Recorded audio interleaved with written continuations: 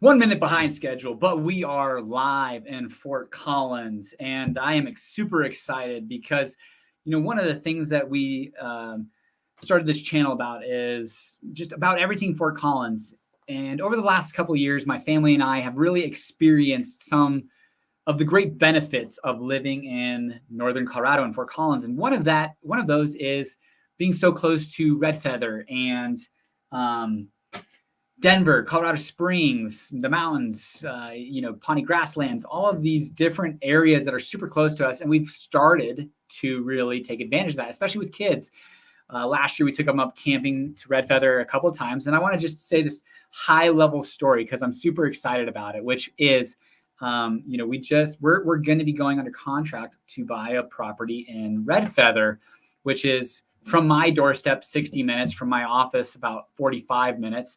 And I'm just thrilled because, it wasn't necessarily in the plans per se, but an opportunity came across, and, we're really looking forward to having a little bit of a getaway up there. And so that's just one of the main reasons that we started this channel, is just to show what amazing things are about Fort Collins. And then we started this live to talk about things like U+2, which was on the city council's work session this last Tuesday.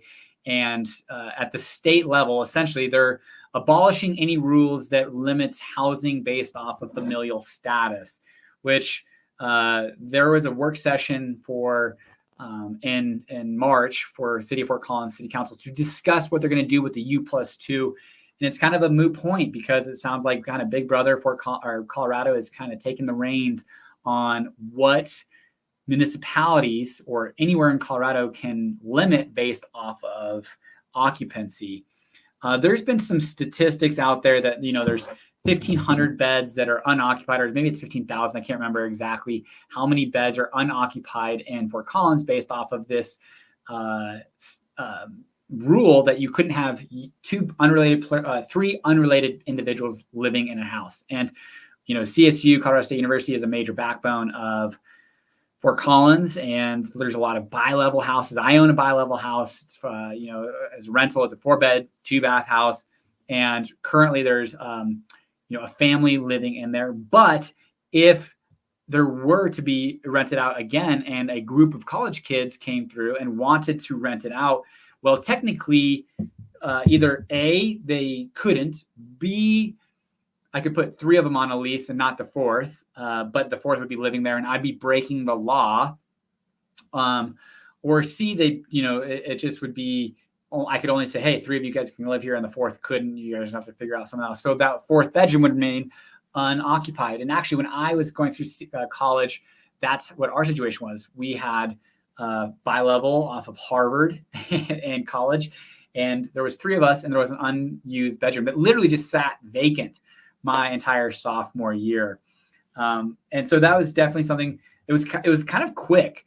Kelly Olson, who was a huge proponent of the U+2 rule, and high level, the reason why there was this rule in place was they were concerned about the basically livability of these neighborhoods. Trash, rubbish, nuisance, stacking 10 people in a house, and trying to decrease the rent based off that. And that could come back to be an issue.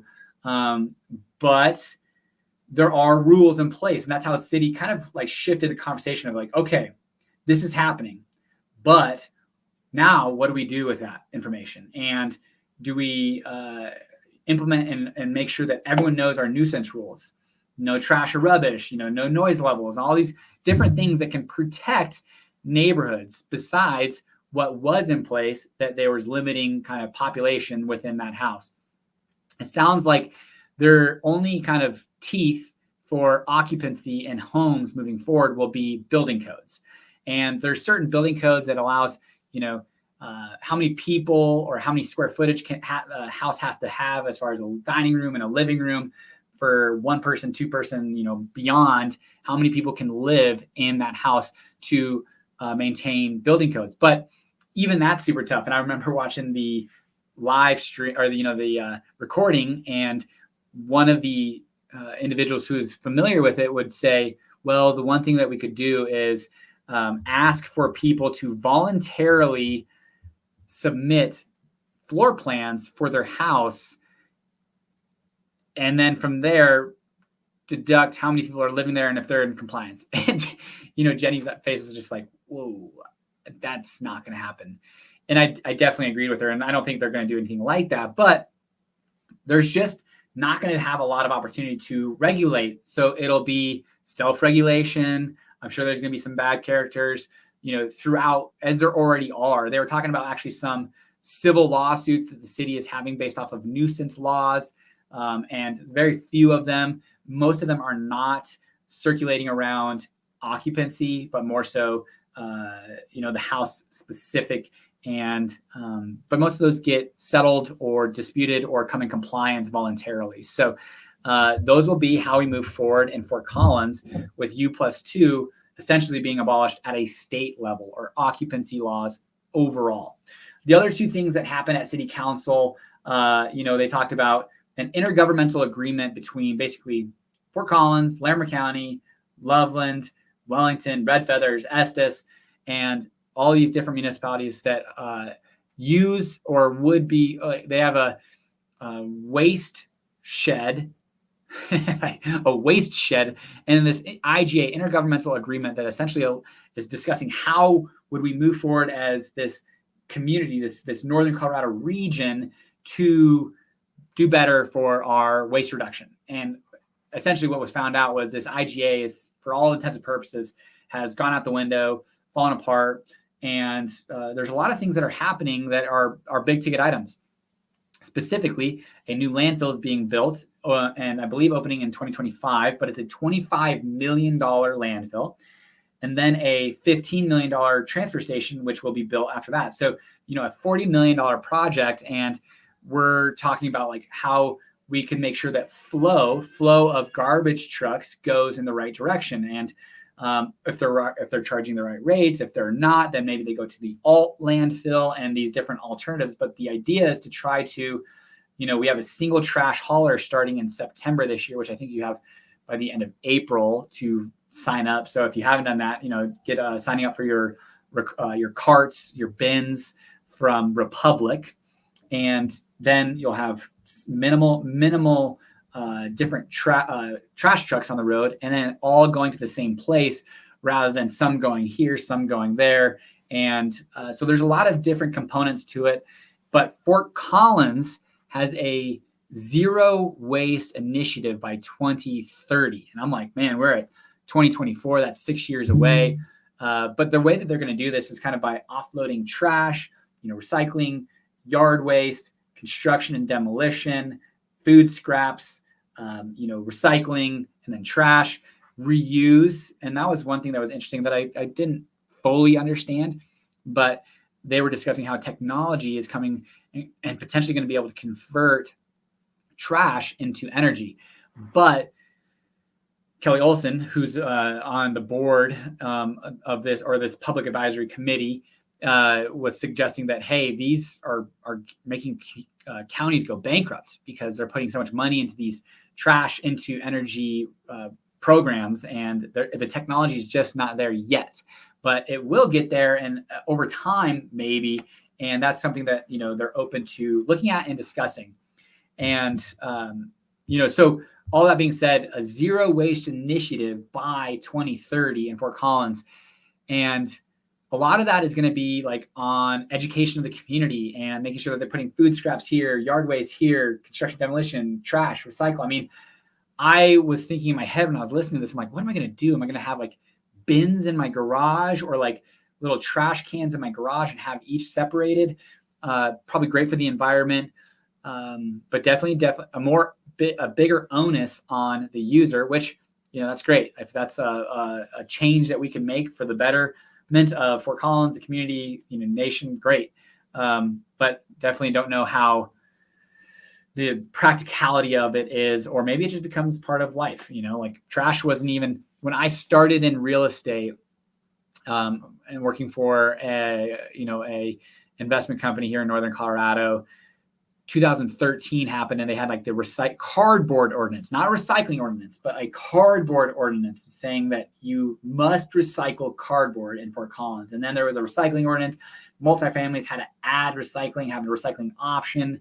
And so we're only 11 years out from requiring the community to somewhat recycle. I mean, so quickly moving from requiring recycling to having zero waste by 2030. So it's very fast moving. We'll see how that all progresses, but it sounds like that IGA is going to be tabled, for lack of a better word, abated, I think is what I can't remember the exact word they used, but tabled for the near term, potentially a new IGA formed, but essentially between Larimer County, Loveland, Fort Collins, all these areas to try to, as a group, work towards a better waste shed. And then there was the Urban Forest Strategic Plan. In 2019, trees became infrastructure. The view of a tree became different. And now our urban forest is essentially all of the trees within the build out area of Fort Collins. And Fort Collins owns 60,000 trees. They're assets. We're looking at them, and totally agree with it. A canopy, the medians, the parks. I love trees. I think Fort Collins does a phenomenal job of keeping care of its trees. But they're going to build this urban forest strategic plan that should potentially come into play by, I want to say, what was it? August for going in front of City Council to adopt. And what they'll talk about is how they're going to deal with like the ash borer, climate change, maintenance of this 60,000 tree asset class, and how will they move forward to make sure that Fort Collins remains great, looks great, that these diseases are okay, that the landscape and the water usage of these makes sense for our environment and our climate. All that being said, we'll be moving forward. So those were the three big things in City of Fort Collins work session. But, speaking about City of Fort Collins, we did receive nearly $14 million from like a utility bill back company. Essentially, what it was going to be a utility company that was projecting this turnkey billing system that did not work. And it cost Fort Collins a lot of money. One, for the purchase of it, two, for the implementation of it. And so City of Fort Collins was awarded a $13.8 million settlement from this company that just didn't come to the table and supply what they were suggesting they were going to supply. So a little boost in our revenue to offset some of those expenses that we had. But speaking about Northern Colorado, one of the big conversation pieces this last week was, could Northern Colorado Airport become a regional airport? And I'm curious, if you're watching this, let me know in the comments of, would you want Fort Collins, Northern Colorado, Loveland to become have a regional airport? To what extent? I don't know. Currently, we're having a $22 million second terminal being built. I will say I loved when Avelo was here, and it could take me from here to Hollywood, Burbank, and because my in-laws are north of Los Angeles, and so it was actually 12 minutes from my doorstep to parking my car at Loveland Airport, Fort Collins Loveland Airport. Got me 30 minutes closer to my in-laws on the Los Angeles side. Didn't have to fly into LAX, but that flight we only got to take it, I think, once. But we've had since I was 21 years old. We took Agilent from Fort Collins Loveland Airport to Las Vegas for my 21st birthday. I mean, it's been very cool, but we haven't had the ability to keep a big carrier, commercial airline here in Fort Collins Loveland Airport. It's just, whether it's not enough population, the tower had a big issue, a physical tower or lack thereof. But with the build out of the second terminal, with customs now available at Fort Collins Loveland Airport, there's the bus that takes you for United from here to the terminal at DIA. There was an interesting number in that article that suggested that within a 60-mile radius, a potential 3.5 million person demographic, 60-mile radius within that Loveland Airport. And so they're looking at, Cheyenne, Wyoming, Laramie, of potential users, and Greeley, of course, parts of Denver. And I don't know what my thoughts are of at what point is it too much or too big, or how many flights a day or a week is too much? Because what Avelo was offering was essentially 2 days worth of one flight opportunities. So they would have a flight coming in and out. So you didn't have, I think maybe it was 2 times too. So really not a ton of activity. And there's a community on the southeast side of town, Eagle Ranch Estates. And I can only imagine, I mean, there's a lot of turnover in that neighborhood already because it is a smaller airport, a lot of private flights. There is some chartered flights that come out of there, private jets. And, I think that it's gotten, if there was a commercial airline, there would be more turnover in that neighborhood. And we have friends and family friends that have moved in and bought in that area. And I'm like, man, if it does become a more regional airport with consistent flow and airlines coming in and out, I can only imagine that wouldn't be the most desired if I had a house there.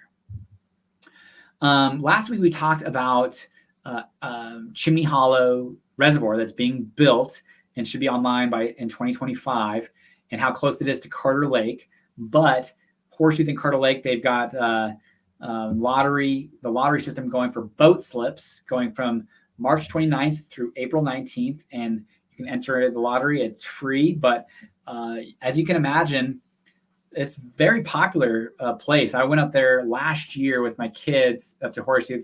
Maybe it was last year or the year before. I can't remember.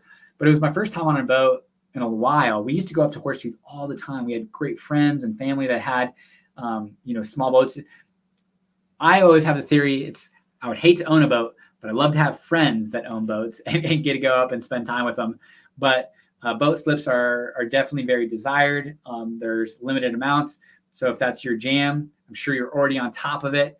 And kind of like the Fort Collins Recreator, there is a limited amount of fun opportunities, and you've got to be on top of it in this Northern Colorado area. You've got to know when it's time to sign up for things and where you got to sign up. And if you don't do it relatively quick, you can miss out. I am coaching. We're actually playing in Windsor this year for my daughters and son's soccer team. And I had to agree to be the coach because we were like a week and a half late. And I called into the Windsor Rec Center. Hey, looking to sign up my son. Okay, no problem. Looking to sign up my daughter. Well, slots are full, so we can put her on the wait list. But hey, if you'd be willing to coach, we can almost guarantee she's going to get a spot. And I was like, no. And so I agreed to coach, and I had already promised to coach with my brother-in-law. So I'm coaching 3 days a week, but it was a way to get in. And we only called a week later. So, when there are things like this, hopefully this channel can help give some information out. But when there are things like Fort Collins Recreator signups and when they are, you've got to be on top of it. And hopefully if you haven't signed up for your entering the lottery for the boat slip, I would definitely do that. You have until April 19th. Man, it still strikes me how tough developing in Northern Colorado can be. Timnath is much, much easier, but even still, there's a lot of pushback. And on the ballot is essentially what they're asking of: how could the town of Timnath annex certain areas that have coal or some type of mining on it, and what the reclamation process is and what all that could look like. And we're talking like a 2 million square foot commercial development, and portions of it being residential at Ladera, I-25, and Harmony.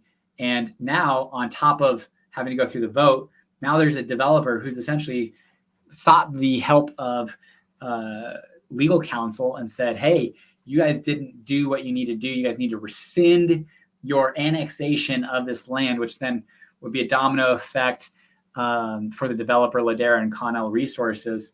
But golly, I mean, these developers go through fights. And don't get me wrong, I see the benefit of making sure things are done right, because a house could be up for 100, 200, 300 years, or this development, we don't want it to be a ghost town, or the aesthetics of it. I remember hearing challenges that Elevation's credit union, when they were building their building across the street from Bohemian Foundation, that they were getting pushback from the community, but they were sure that it was probably one individual about the aesthetics of a building. And I get it. These buildings are going to be up for hundreds of years. And so doing it right, having the right visuals and skyline and all of these different things that need to be considered. But shoot, as a developer who I'm sure is in the business of making money to some extent, and I'm sure there's goodwill for a lot of things, but also to make money, have to extend or go through attorney battles, and your time period goes from a 1 year timeline, 2, 3, 4, 5, 6 years. Like the sanctuary at the Greens, still not a shovel in the dirt. Haven't heard about it lately. So definitely would be a challenging thing. But for Timnath, it'd be a huge benefit as far as taxes. And I know that's kind of where the people who are saying vote against, I believe it's 1A in Timnath, are saying vote against it, save Timnath town taxes, because there would be 2 million square foot roughly of commercial development in this Ladera development. And Timnath is flush with cash and have been for a while. Their revenue is phenomenal. They've got Costco and Walmart there are kind of their heavy hitters in this, for a long time, relatively small town budget. They just put on a 24-hour a police center in town. City streets and parks is minimal, but they have this huge boon of city sales tax from Walmart and Costco right there. And then Ladera coming, In-N-Out Burger, Floor and Decor. I mean, all that's going to be in Timnath, just pouring city sales tax into Timnath. And this would continue to do that and make Timnath a very financially sound community, so long as decisions of expenses and all that kind of stuff don't get out of hand. But we will see where Ladera goes, but talk about a fight. All right, moving on. Let's see here. Po' Boy Ponchos, there's going to be a restaurant coming into that building. Again, talk about development. It became a historic issue. Raising Cane's was originally going to go into that building and kind of change its layout. And I think buy both properties, have drive-through lanes, but I think there was going to be a pretty significant portion of Po' Boy Ponchos that was going to get lost. And now a food truck is going to be going in there, and it sounds like that's going to probably go through, and they're going to use the envelope of that building. And so all these different things that are happening in Fort Collins, Northern Colorado, I think, again, one thing I'm definitely kind of excited about right now is this opportunity to purchase a property in Red Feather, and 60 minutes from our door, 45 minutes from downtown.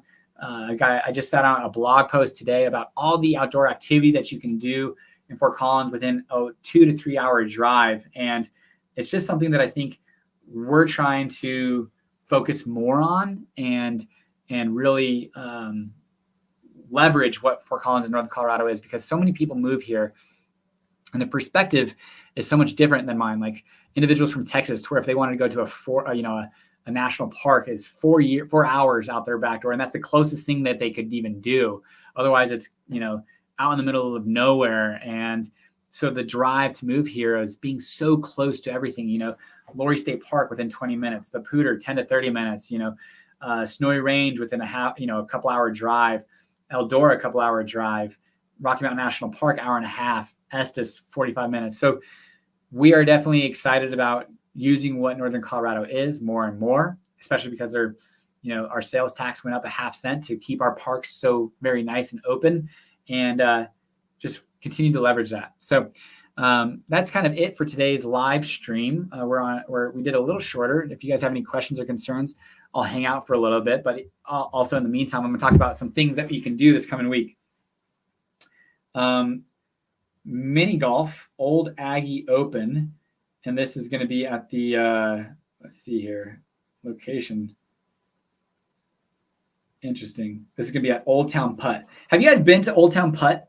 Man, I have not. I know the owner of Old Town Putt. I know friends who get involved with leagues, and I think they love it. And but anyways, that's going to be Saturday, April 6th through the 12th. April 6th, 12 to 4 p.m. And this is Old Aggie Open. And New Belgium at 4, there's going to be some awards at New Belgium Brewing Company at 4:30, check-in at 11. Definitely seems like it's a fun place to go and do things. Let's see here. we're excited about this week's the first weekend of soccer games in Windsor. Our kids are on 2 different teams, so wish me luck there. But we've got a fun live tomorrow at 1:15 to talk about the real estate market. We're going to talk about the NAR settlement. We're going to talk about what Fort Collins is doing in general. And so join tomorrow at 1:15. We also have a good moving to Loveland, Colorado that Izzy produced and is releasing. That will go live tomorrow. So make sure to watch that as well. But appreciate you guys joining in on a weekly basis. And if you guys ever have any questions or concerns or not questions or comments, feel free to, or concerns, sure. If you guys want to leave comments below, but if you guys are moving to Northern Colorado, give us my team and I a call, text, or email. Hope you guys are having a great day. Take care. Bye.